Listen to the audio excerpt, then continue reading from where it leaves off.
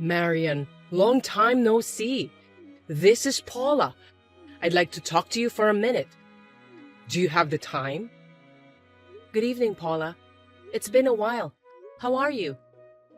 Well, I'm doing just fine. Can I get to the point? Yes, what is it? Well, I heard that your son Brian is going back to school next month. So it's finally happening. Yes, that's right. He'll only be in the morning for a while, to get used to it. It will be a little while before he can go to school all day. We are all very relieved. Above all, Brian is looking forward to it the most. I'm really happy for him. I see. I heard he had an incurable disease and underwent surgeries several times. I didn't expect it to take 5 years. Yes, you're right. It was tough, but Brian really did his best. But still, 5 years is a lot for a kid. Everyone has forgotten about him, you know that? If he's looking forward to it, he'll be disappointed, so you need to give him a reality check as soon as possible. I recall that he only made it to the middle of the first grade. He didn't go to school that often. I don't think most of the other kids in his class remember him. It can't be helped. All of them are elementary school students. But I'm sure some of them still remember Brian. I believe that he will be able to enjoy going to school again. I don't think so. His classmates won't remember him. It's been 5 years, and they have all grown up. I'm sure they look different from back then. He may be treated like a transfer student. Well, that's probably true. But the kids were in the same class with him for the past 5 years. They came to visit Brian at the hospital. Some of them even sent us letters and cards. So I don't think that all of them have forgotten about him. Huh? Is that so? I've never met them. You never come to visit him at the hospital, Paula. No wonder you've never met them. All of them visited Brian at least once every 6 months or so. I don't think there's that much of a problem about the way they look. Most of the kids are really sweet. Brian was also put in a 6th grade class with a lot of kids who were in the same class as him during the 1st grade. I think he would be able to get along with them. I'm really grateful to the teachers for their support. Are you trying to tell me that I'm not nice since I didn't visit Brian at the hospital even once? You can't force someone to pay a visit. You shouldn't insult me for that. Please don't get me wrong. I didn't intend to insult you. I don't think I can trust you. Well, a weak and fragile little boy like Brian won't be able to keep up with his classmates in playing games outside and so on. It's only a matter of time before he isolates himself in class. Listen, Paula, it's true that my son was sick and spent most of his time in the hospital. But it's not right for you, his grandmother, to talk about him in such a discriminatory way. Oops, my bad. I didn't mean it that way. Are you sure about that? I think you're being a bit too harsh ever since we started our conversation. But it's true that Brian can't keep up with the stamina of the other healthy kids, right? I don't think there's any place for him at school when he comes back. Well, I think the physical aspect will be hard for a while. I'm going to take my time until he gets used to it. And I don't think there are any kids who would ostracize him just because of that. I've met almost all of his classmates, and I don't think there are any kids who would leave him out of the group. You can't guarantee that anyway. Besides, it's hard for Brian to catch up for his study, isn't it? After all, his academic-related knowledge has stopped at the 1st grade level. It must be hard for him to keep up with the 6th grade subjects all of a sudden. Oh, I'm not so worried about his academic level. Even when he is in the hospital, when he is feeling well. He was willing to study. He got all the necessary handouts from his teachers. We taught him what we could, and there are even kids who help him study while I'm visiting him. I'm really grateful for all the help Brian has received from his friends. I'll have to thank them again when Brian gets out of the hospital. I see. I'm sure that you'll include me in the list of people you want to thank, won't you? What? Why should I do that? Because I'm Brian's grandmother. It's strange to thank a stranger but not a blood relative. But you never come to visit Brian. It's been so long since the last time you contacted me. You didn't seem at all concerned about my son. Shut up! Are you telling me that you're against me, your mother-in-law? I didn't mean to. Then you must thank me for my kindness. You got that? Hey, Marian. You're going on a trip when Brian gets out of the hospital, right? Yes, that's right. He's been coping so hard at the hospital for so long, so when he gets out, I'm planning to take him wherever he wants to go. I've been thinking about it since a long time ago. It's a trip to a place we can get to pretty soon, but... A place that's easy to get to? Yes, he had always wanted to go to the Disney World while he was in the hospital. I had never been there before. I thought we could go there since it was close by. So I'm thinking of taking him there as his reward. Oh, really? You're taking Brian to Disney World? But he only goes to school for half a day, right? It seems that he's just skipping school. I think you're being too lenient just because he's sick. No way. I wouldn't let him play all day. We'll go in the evening when we can see the parade and enjoy some rides that are not too strenuous. It's hard to buy some souvenirs in the park because of the crowds, so we'll just stick to the shops in the hotel. Stores in the hotel? Don't tell me you're staying at one of the official hotels. Yes, even though it's for Brian's health, I feel sorry for him if he could only enjoy 1 or 2 hours inside the park. If we stay at the official hotel, we can meet the characters there. We can enjoy our stay in the hotel without worries too. That's why I think it's the best solution for our trip to the Disney World this time. Wow! Do you think such luxury is allowed? Luxury?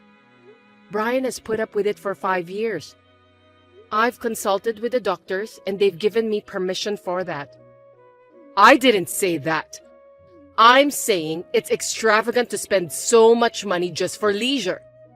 Sick people should live modestly. I beg your pardon? That's up to us, isn't it? How we spend our time as a family. I don't think you can just tell us what to do. I am your husband's mother and your son's grandmother. We are family bonded by blood, so it's only natural that you listen to me. On the contrary, the only one who is not blood-related is you, Marian. Yes, my husband and son may be related to you by blood, but you were against our marriage. You almost insulated us, and now you're calling us family? Anyway, if you have a child with an incurable disease, you'll get insurance money and benefits, won't you? That's partly our tax money. So you're just profiting from Brian's illness. Otherwise, you wouldn't be able to stay at such a fancy hotel. What are you talking about? It's not like what you thought it was. That kind of money will disappear with the cost of treatment. I don't want Brian and my husband to be in any trouble after he gets out of the hospital. While taking care of Brian, I also worked part-time. I was still working hard while draining our savings for the medical treatments. You don't know anything about it. You don't have the right to tell me what to do since you know nothing about what our family has been through until today. Besides, it's not polite to ask about money and personal matters, even between family members. Are you even aware of that? You just want to make yourself look good, don't you? It's not like that. I just want Brian to get better. I want him to go to school like what he wishes for. Going to Disney World is something I've been promising Brian since he was in the hospital. No matter what you say, we will definitely go. If you insist that much, then I have no choice. You're going there next weekend, right? I'll go with you too then. Wait a minute. Why would you do that? As a grandmother, I'm going to check on my grandson. You seem to be holding a grudge that I didn't go visit him. That's why I decided that I'm going to visit you, and you should be grateful for that. I'll call the hotel on behalf of you. Oh, I'm looking forward to it. I'll see you on the day, okay? It's such a big deal that Brian is getting out of the hospital. I'll celebrate with you too. Are you kidding me? Please don't do that. It's extremely annoying. Don't be shy. Let's celebrate with a big party together as a family. Listen to me, Paula. Please don't do that without my permission. Jeez. We won't be able to pay for your stay. Hey there, Marian. Congratulations again that Brian has been dismissed from the hospital. Are you watching the parade now? Or are you enjoying some rides? I don't have the park ticket. I went ahead to the hotel where you guys are staying. I'm having dinner right now. The food is gorgeous and delicious. The atmosphere is great too, as I expected. There's going to be a character show too. Good evening, Paula. Looks like you're having a great time. Well, it's the official hotel. You must be crazy if you're not excited. No matter how old you get, this kind of place is always fun, isn't it? By the way, I'm surprised that you booked a suite. I didn't expect to get the suite. Let's celebrate together in a luxury suite today. Oh, yeah. I want to go to the park tomorrow. So buy me a ticket, okay? Oh, what a wonderful thing to be able to play with other people's money. I'm in the hospital right now. Actually, Brian is still hospitalized. Huh? What are you talking about? He should be dismissed from the hospital today, right? You told me about that the other day. What do you mean that he's still in the hospital? It's the day after you contacted me. Brian suddenly got a fever. We had to postpone the celebration until next month. But I mentioned your last name at the front desk, and the receptionist let me in. So that means you didn't cancel the reservation, did you? The day Brian got a fever, the hotel added one more person under my name. I got a call from them. That person hung up the phone without telling them her name, and they confirmed it with me. The hotel staff was confused. That's why I decided to give up the reservation. Oh, well, so I guess I can enjoy myself tonight. I'd appreciate that. I don't have to worry about the sick grandson anymore. Staying inside a suite is fabulous. Well then, I'll have a nice drink with room service. I'm in the mood for a party. Oh, and just to let you know, I'm not paying for any of your expenses. You will take care of everything. What? What are you talking about? I didn't even tell the hotel my name. It was your reservation to begin with. Of course you're paying for everything, right? I mean, you paid in advance, right? No, I didn't. We were planning to pay on the spot on the day of the event. I didn't pay anything at all in advance. I gave the hotel your name, also gave them your contact information. Please enjoy your stay. What? No, I can't pay. I assumed you would pay for it. I only brought about $50. Well, I'm sorry to hear that, but in the first place, I clearly said that I won't pay for you. But you still contacted the hotel. That's why I'm sure you can pay on your own. I don't have that kind of money either. I can't believe it. I have no choice. I'm going to get out of this hotel. If I'm not staying here, I don't have to pay. But you already started eating, right? Then you'll be charged for the meal. If you cancel on the same day, you'll be charged a cancellation fee. Cancellation fee? By the way, how much does it cost? I haven't checked, but isn't it 100%? I think it's the same for all hotels to cancel on the same day. If that's the case, I think it's best to pay the cancellation fee after staying at the hotel. Well, to begin with, it's your fault for insulting me, Marian. So the payment for this hotel is your responsibility. Come to the hotel tomorrow to pay it. I've never insulted you, Paula. It's true that you didn't come to visit Brian at the hospital. I had already given up on that, so I didn't want you to come.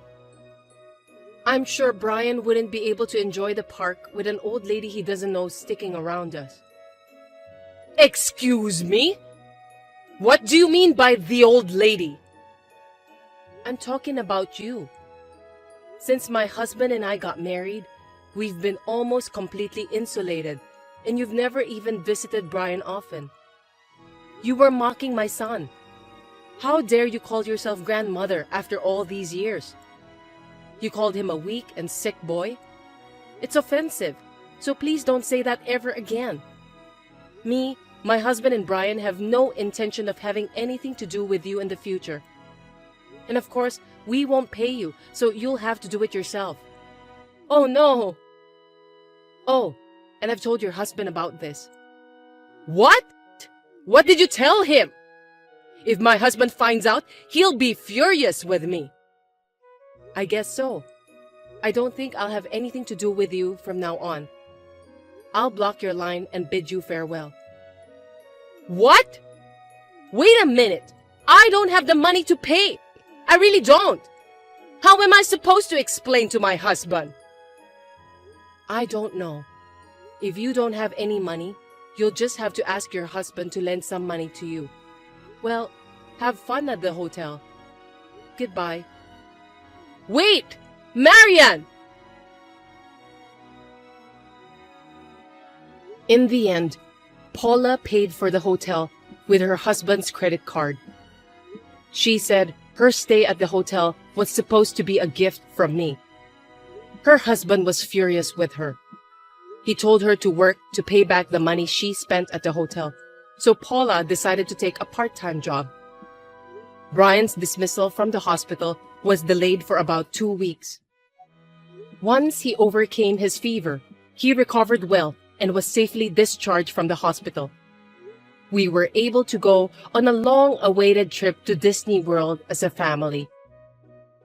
He is gradually getting used to his new class at school. He seems to enjoy studying and playing with his friends at school.